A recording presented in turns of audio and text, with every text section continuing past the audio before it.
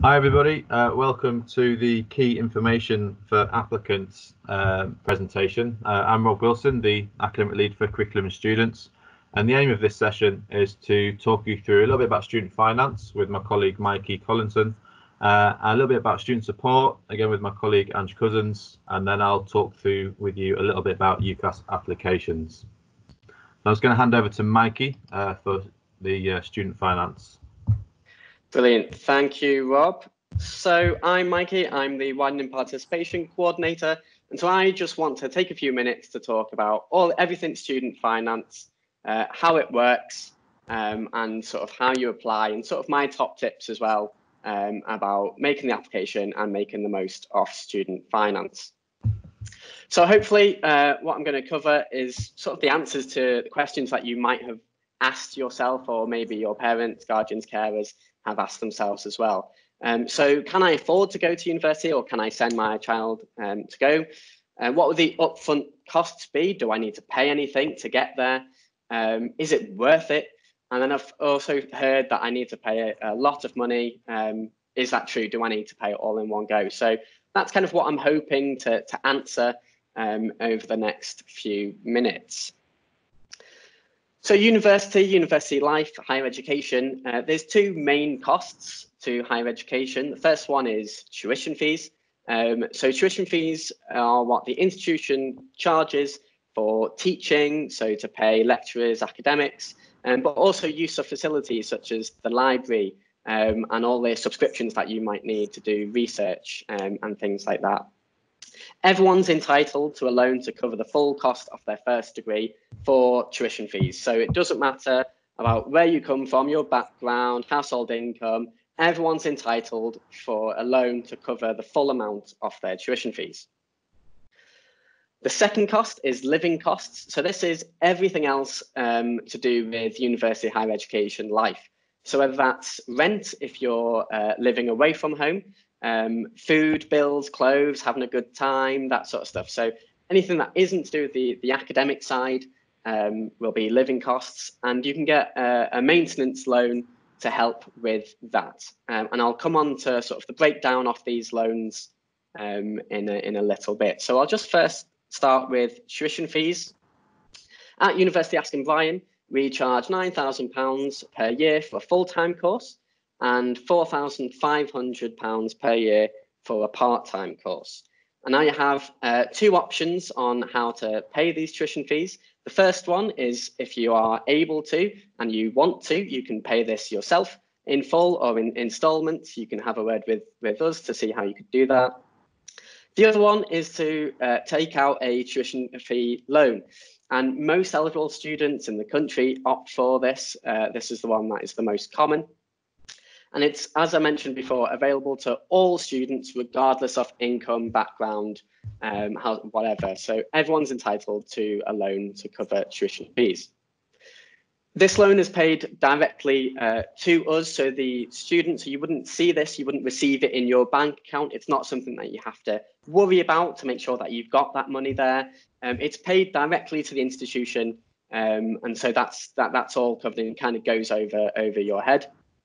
And this is subject to interest rate that's set by the government each year, and you can find out more from the government website about how that works. The main thing and message that I'll keep repeating because it is so important is that the loan will only be repaid by the student when they're earning over a certain amount of money. And currently that is £26,575 a year, and you'd pay 9% of anything earned over that. And we'll come on to repayments a little bit later, but that is a real takeaway message that I hope you'll get, is that it's not based on how much you borrow, it's how much you earn after graduation. So that is tuition fees. The other one that I mentioned is maintenance loans. And so again, this is to help with essential expenses such as accommodation, food, books, travel, and just university living, higher education living to see you through your course. All eligible students are entitled to a minimum loan regardless of household income. So everyone's entitled to something to help them with the essential expenses that I've mentioned before. So as a base level, you are able to have household income assessed to see whether you can get a top up and a little bit more than the minimum, and you can apply to have that assessed. So whoever you live with, you can get that household income assessed, and then that will have a sliding scale of how much you're able to receive for the maintenance loan. Just to give you an idea of what that might look like if you applied to have your household income assessed by the student loans company, the amount available for 2020, 2021 figures. So if you're living with parents or whoever you live with at your home, and you're a commuting student, maybe, then the maximum that you're eligible for would be £7,747. If you chose to live away from home, maybe in the university's accommodation or in halls or wherever, just away from home, you get a little bit more than that, which would be 9,203. That's the maximum that you could get. And then if you chose to go somewhere in London, you get even more to account for London waiting. Unlike the tuition fee loan, this is paid directly to the student's bank account, so it would be paid directly to you. And this would be in 3 installments. So you get a lump sum before each term, and then you'd hopefully budget and make sure that this would last you to the next installment. So you really need to make sure that you learn to manage money, as that's really important. Just to give you an idea of what that sliding scale might look like, these are figures from last year. But it helps to illustrate the point that there's the minimum amount. So if your household income is £25,000 and under, you'd get the maximum maintenance loan, which you could see there. And then as the household income increases, the amount of loan that you'd eligible for just decreases, because it's expected that you'd hopefully get some help elsewhere. But that is kind of just for illustration to show that's a sliding scale. You can use the government website, gov.uk. There is a student finance calculator there, which helps to show you what you might be eligible for and any further support as well. So I'd really recommend that you check that one out. So that is the loans, the 2 loans that you might be able to receive, eligible for. And I mentioned that I'd touch on repayment. And so once you've got that, once you've graduated, what happens? How do we pay it back? So there's 3 main messages that I want to tell you about. The first one is that you'd be up for repaying your student loan to start repaying the April after you finish your course. So you don't start paying it back straight away. It's the April after. I'll hammer this home again. You'll start paying back when you're earning over a threshold, which currently is 26,575, and it's 9% of anything over that much. And we'll come on to what that looks like later. But again, it's only when you're earning over a certain amount, you pay a proportion of whatever is over it. And then finally, the government will write off any unpaid loans after 30 years. So if you don't fully pay your student loan back after 30 years, it's wiped. You don't need to worry about it. And it's all settled. It's all done. It's all good. So what does that 9% over that threshold look like? So just some figures to kind of put it into context maybe. So if you graduate and you get a job and you're earning £27,000 a year, then that is the difference of around like £500-ish. So that's 9% off that amount over that threshold. And it works out around £3.20 a month, which is basically a coffee. If you're earning £30,000 a year, which for a graduate is a really, really good salary, to be fair, it works out at around £25 a month, which, again, putting it in context, is probably a broadband bill, maybe. So it really isn't that much in terms of loan repayments. What's an important message as well? So if you're earning over a certain amount, you pay a proportion above that. If your income dips under that threshold, so maybe if you're out of work for a while or you change jobs, your repayment stops. So you only pay when you're earning over. If you dip under, your repayments stop until you're earning back over that threshold.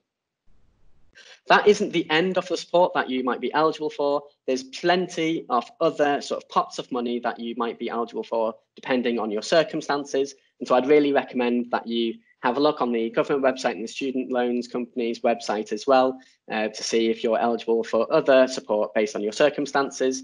I don't want to go too much into detail of these, as I know that Ange, my colleague, is going to touch on the disabled students allowance as well, which is a really good one if you are eligible to apply for. So how do you apply for student finance?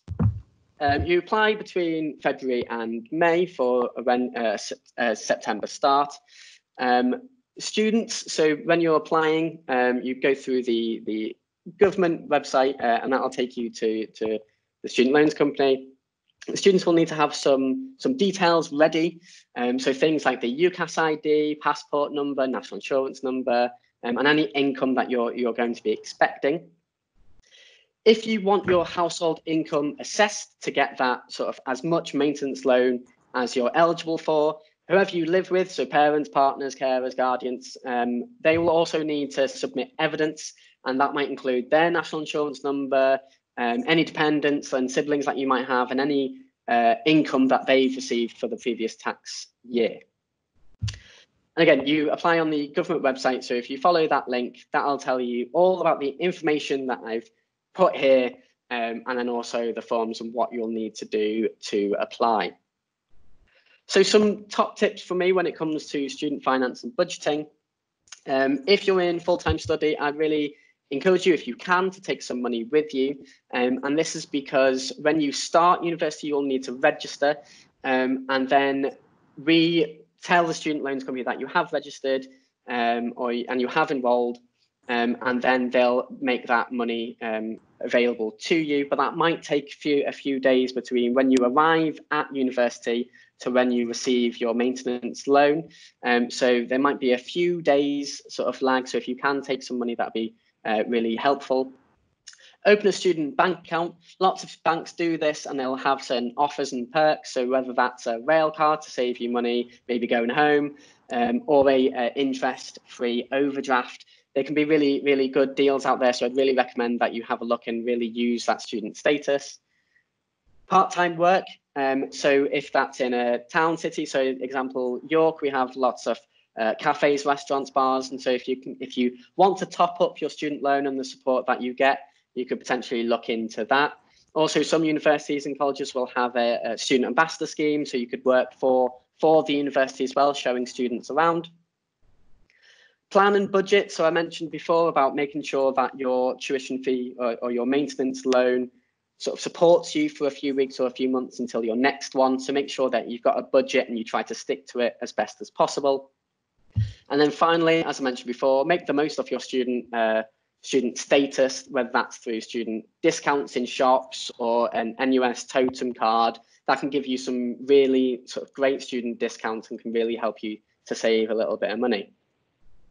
So to wrap up, and some final messages from me, some take-home messages, that everyone's entitled to a tuition fee loan for their first degree. Maintenance loans are available for everyone. Everyone's entitled to a minimum amount, and then the rest is based on your household income, but everyone's entitled to a tuition fee loan and a maintenance loan as well. There's no upfront costs. Repayment is based on how much you earn, not how much you borrow. And then finally, there's loads of support available depending on your circumstances and your eligibility criteria and things like that. So that is all from me. I'm now going to hand over to Ange, who will tell you all about the student support available and the DSA as well. Thank you, Mikey.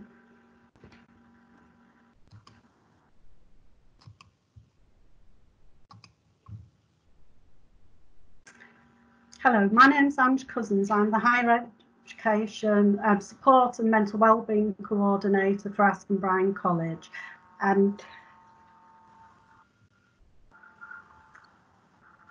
In higher education, the funding is different to further education. Students can apply for DSA, Disabled Students Allowance.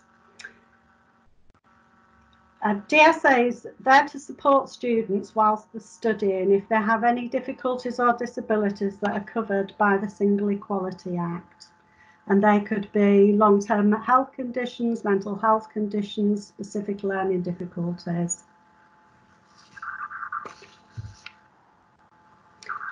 Students can apply when they make their applications for funding on the Student Finance portal. Just tick the DSA box. Student Finance England will require evidence of the difficulty or disability. For a specific learning difficulty, the evidence that's required could be a report from an educational psychologist or a specialist assessor. So specific learning difficulties could include dyslexia, dyspraxia, things like that. For autism or Asperger's, it could be from the clinical psychologist or a letter from the GP. For a medical condition, Student Finance will require you to they'll be able to send you a medical evidence form. That will also cover mental health difficulties. You need to complete page 1 yourself, then pass it to the medical professional for them to complete the rest of the form. The support you receive through the DSA can be in the form of assistive technology or specialist support from a study skills tutor or a specialist mentor. As it says on the slide, doesn't have to be repaid, it's not affected by your household income, and it looks at the individual needs in relation to their difficulties. You can apply anytime during the course, but it's best to apply when you make your application for student finance, because the actual process, gathering the information, etc., can take up to 14 weeks. If you've got any questions, please feel free to email me. Thank you very much, and I'll pass you back to Rob. Thank you for that, Ange. Hi again, I'm Rob, the academic lead for curriculum and students. I'm just going to talk through the application process. So how would you apply for a university course or university centre course? So what's really important is before you apply is that you do your research. There's lots of different courses out there, lots of different opportunities. It's really important that you spend a bit of time looking at what type of course, what type of training, what type of experience you want to have. So there'll be quite a few different courses out there, some vocational, some theoretical, that do change depending on what sort of institution that you've got and what sort of resources they have to offer as well. And it's probably one of the reasons why you're tuning into this link. So just some key facts about the UCAS application process and this time of the year that we're at. The final deadline for applications is for late applications, is the 30th of June. We do still accept applicants up until the 20th of September, but please be mindful between the 30th of June and the 20th of September, students will go through what's known as the clearing process. Now, clearing process is where universities and colleges use to fill up any spaces they've got left on their courses, but you are not guaranteed a spot. It is worth contacting the university centre if you are interested in attending one of the courses to see if there is any spaces available before you go through that clearing process. So the application is completely online, and you have a maximum of up to 5 choices. One choice, if you know exactly what course and which institution you want to study at and which course you want to do, that will cost you about £20 on UCAS. But to have 4 more options on there, which I'd highly recommend that you do, it costs up to about £25. And that's paid directly to UCAS. That doesn't go through to your the chosen institution that you're wishing to study at. So making a UCAS application, you'll go straight through to the website link on the side on the slide there. So that's ucas.com/apply, there is it's made up of 8 different sections. So the first one being your personal details, so name, address, date of birth, those sorts of things. Additional information relating to where you live and what you've done. A bit about student finance, so linking to what both Ange and Mike have mentioned there for you. And then you get to pick your choices. Again, you get up to 5 choices of which university courses you want to study. You need to give a little bit about your educational background. So if you've what qualifications you've got, what grades you've gained as well, and evidence of those. And then you get to do what's called a personal statement, which I'm going to come to on in a sec, because that's something that's really quite key. And then also you need to have a reference. Now this reference can be either your course manager or your program leader if you're currently in education or recently left, or if you've been out of education for a while and you're a mature applicant, this would need to come from your most recent employer. So the personal statement, this is the only section you've got complete control over, and it's something that you need to make sure that you sell yourself as an individual. Okay, so why is this course what you want to do, for example? And I'm going to give you some tips and suggestions on the next slide. So one personal statement for all your choices. So you need to make sure that even though you've selected 5 different degree courses you may want to study, the same personal statement goes with all of those choices. So you need to make sure it's quite open, but also specific to that area of study. There's, like I say, there's a maximum of 4,000 characters and a minimum of 1,000 characters there. But there is no spelling or grammar check in UCAS. So my suggestion is that you write your UCAS personal statement in Word and then copy and paste that over into UCAS. Also, just be mindful that there is no bold, italics or underlining you can do. It's just same simple text. So some tips and suggestions for personal statements, some things I'd highly recommend, is the sorts of areas that you may want to discuss and talk about is your achievements. So what have you done academically? What's your academic achievements? What have you done? What qualifications have you gained? Why did you go down that route? And also some personal experiences as well, some personal achievements. This may be some hobbies that you do, or it may be linking to some particular experiences that you've been involved with. Why you're interested in the chosen subject area. So give us a bit of a flavour as to why you're wanting to go down that certain particular area. What's sparked it? Is it a certain individual that may have sparked your interest that's given you that area? Also your knowledge of the subject area. So again, this may be a course that you've done prior to applying through UCAS, but what's given you this spark to study this field? And also, what have you done outside of the classroom to improve your knowledge and experiences? What's the additional stuff? So this may be, for example, Duke of Edinburgh, it may be Scouts, it may be Brownies, it may be other things that you've done that adds a little bit of flavour as to why you're going down to this certain field. Maybe volunteering for different charitable organisations or conservation bodies. And it's well worth including all of those in there that are relevant to your chosen degree.